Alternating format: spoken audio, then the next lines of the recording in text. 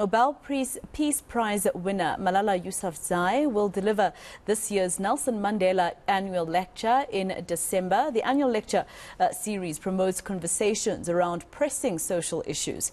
This in a world facing growing living costs, high unemployment, persistent conflicts and climate change related catastrophes. To discuss this further, I'm joined by the head of dialogue and advocacy of the Nelson Mandela Foundation, Sumaya Hendricks. Sumaya, thank you very much for your time. Quite exciting to hear that you have Malala Yousafzai actually coming to speak at this annual lecture. Before we speak about her and how great she is in terms of a role model for young girls, let's talk about the date that was chosen for this annual lecture this time around, 5 December. Yes, the 5th of December is going to be marking the 10th anniversary of Madiba's passing. So it felt like a very special year for us at the foundation. And so a very special lecture. And so we're incredibly honored to have Malala this year delivering that lecture. She is the youngest person to deliver the lecture, so even more special and auspicious. And we think it's an incredible way to be able to mark Madiba's passing. And of course, you know, she's the youngest person to ever deliver the lecture, but she's also the youngest, till today, youngest Nobel Peace Prize laureate. And so it's very important to also have her, especially looking at the topic leading for a just future. She's a person who fought for Pakistan's just future. What's incredible is that, you know, we all know her story, what thrust her into the limelight.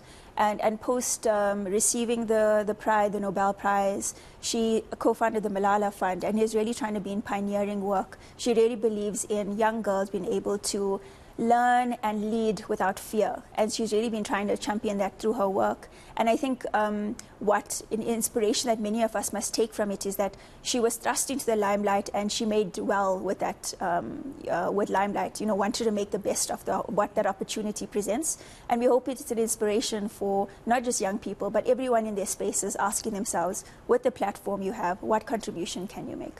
Absolutely, which is something that Madiba also advocated for, you know, besides the fact that he advocated for equal rights for all young girls and even children. He was very passionate about children. This she shares, you know, she shares that passion at least with Madiba. Definitely, and even with the work that we do at the Nelson Mandela Foundation, we do a lot of work around early childhood development. We really believe in the education of not only young girls but young children, and so there's a lot of parallels there. And we look forward to, as you said, the theme is leading for a just future. And we look forward to the spin and the unique dimension that she will bring to it with her wealth of experience.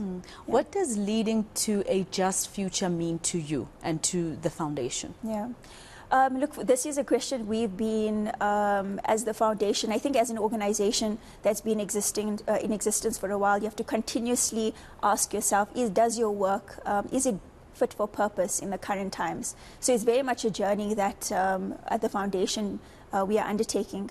And we recognize that as society, you know, we characterize society as being anti-black, anti-woman and anti-poor. And so it must be at the end of the day that our work addresses that. And so if we want to create a just future and produce leaders that are leading for that more just future, it must be that we get to the heart of the problems.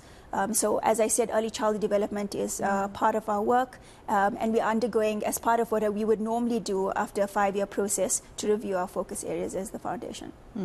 All right, so just tell me about the event itself, 5th December, where, you know, obviously it's something that I would like to attend, and I just need more information in terms of how I get there, what's the venue? Well, we hope to welcome you there. It will be on the 5th of December in Johannesburg, late afternoon. It will be held at the Joburg Theatre, which is also a special venue. It's where Madiba held the first Nelson Mandela Annual Lecture in 2003 with Bill Clinton. So we're happy to be able to return to the theatre. And in the coming weeks, more information will be available on our social media and on our website. You know, obviously this is a lecture that doesn't only look at the South African context, rather, right? Or even the African continent. It looks at trying to influence policy all around the world. No, certainly. And I think what's great about Malala is that she's worked now and is continuing to work in so many different parts of the world. And so it will be really incredible for her to come here, get a bit of understanding of the South African experience, and then think about how does she draw parallels between the South African experience, but also what's happening globally. So it'll be incredibly exciting to see what she brings to it. Just on that note, in the coming week, she will be releasing a video through our platforms where she'll be just giving a bit of insight into what she will be covering in more depth on the 5th of December. Just lastly, Sumaya, in terms of these lectures, since 2003, you had a big person such as Bill Clinton, or a very influential person around the world, right? Speaking at that lecture. You've had many more. This is the 21st year that it's going. What has it done to change people's lives so far, these lectures? So look, the lecture is really about trying to see what as the foundation can we inject into the public discourse. And I think every speaker will bring something different. We had Prime Minister Mia Mottley last year. She really put quite a spotlight on climate change. A few years back we had Thomas Piketty. He spoke a lot about the wild tax, drawing comparisons between South Africa and France. So every speaker brings its own ideas that they put forward on the table. And so it's really about how do we as the foundation and society and people listening pick up on that thought leadership and carry it forward and ingrain it in some of our work. I know for the Thomas Piketty one, it informed a lot of our analysis and especially the work that needs to happen around wealth redistribution in the country. It speaks to what eNCA also stands for. I mean, it's about planting the seed and expecting people to question, think for themselves and then act. Thank you so much for coming into studio and explaining everything to us. On the 5th of December, that lecture, and of course, as you heard, the main speaker on that day is Nobel Peace Prize laureate, still the youngest to today, Malala Yousafzai. That was the head of Dialogue and Advocacy at the Nelson Mandela Foundation, Sumaya Hendricks.